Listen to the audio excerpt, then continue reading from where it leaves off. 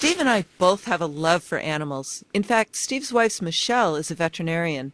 In thinking about a sample application we could use for this course, we wanted to use something complex enough to justify the use of DDD. The veterinary clinic management domain made a lot of sense, allowing us to leverage our own experience as pet owners, as well as having a domain expert available in the form of Michelle, or Dr. Smith, as we'll be referring to her in the course. There are many different pieces involved in managing a typical veterinary clinic. The staff needs to be able to schedule appointments. They likely need to schedule their own working shifts as well. They need to be able to invoice for their services and collect payments, and in many cases send out bills. They'll also need to be able to store and retrieve medical records, as well as work with external labs and specialty clinics. Most veterinary practices also have products for sale and may need to track inventory as well as sales.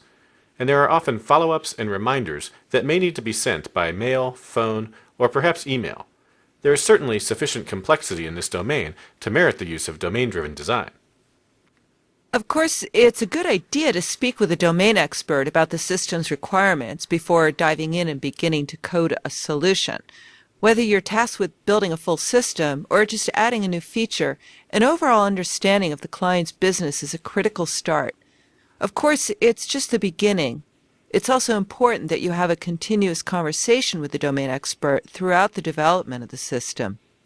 The simple system we showed in the last module needs some updates, so we're going to share some conversations we had with the domain expert to help validate our initial assumptions. An important part of this conversation is going to be identifying the things that aren't included in the scope of the project or feature. To that end, we'll try to identify subdomains within the overall problem domain, and then determine whether or not we need to concern ourselves with these subdomains at the moment. If not, we can consciously remove them from the scope with the customer's approval and avoid confusion and possible missed expectations later. To get started, though, we do want to know a little bit about the big picture. As Julie already mentioned, my wife Michelle is a veterinarian. In addition, she has a deep understanding of software development processes, having successfully managed software teams at NimblePros and Telerik. She's graciously agreed to play the role of domain expert for our course. In real life, she knows quite a bit about software and technology, but for the purposes of this course, she's playing the more traditional role of a veterinarian with little background in software development.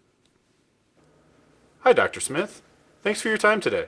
Julie and I would like to learn more about what goes on in your veterinary clinic. Can you share some of the big picture processes involved in the day-to-day operation of a clinic? So the biggest thing is probably scheduling patients and keeping track of them once they arrive. Clients will usually call ahead, unless it's an emergency, and then we need to get them entered into our system. Of course, surgical procedures need to be scheduled in advance. And when they're here, we need to record information about the patient, our observations, notes, and diagnoses. Wow, that's quite a list. Probably not what you were dreaming about when you started vet school. So many of these are all secondary to the core reason for being a vet, keeping pets healthy. And I think it sets you apart from other businesses that have to manage clients and schedule appointments. But you can't run a business without it. Is that all? So when the appointment is over, they also have to pay. So most of the time that's done immediately, but we do have some billing that's done after the fact. And when they're checking out, they may need to buy some things for their pets, toys or prescriptions or maybe some prescription food as well, and we need to track all of that as well. For some of the lab work, we need to send that out and get the results back, and some prescriptions go out to outside pharmacies as well. So we need to manage all of those through the system. Okay, so payments, billing, point of sale, labs, prescriptions. Anything else? I think that's about it.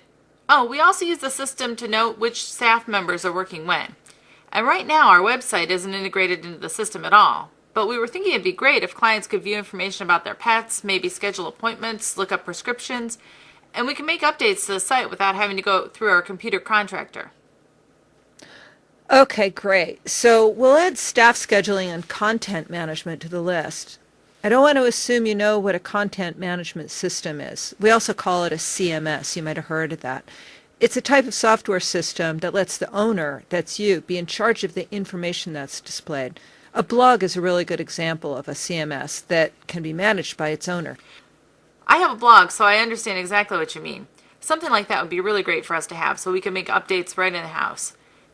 But it's kind of like a blog, especially something that's more professional than my personal blog. Cool, so I think that's probably enough of a big picture view for us to consider at the moment. Now let's try and think about which of these are connected to the others, so we can determine which ones we need to worry about for our application's needs.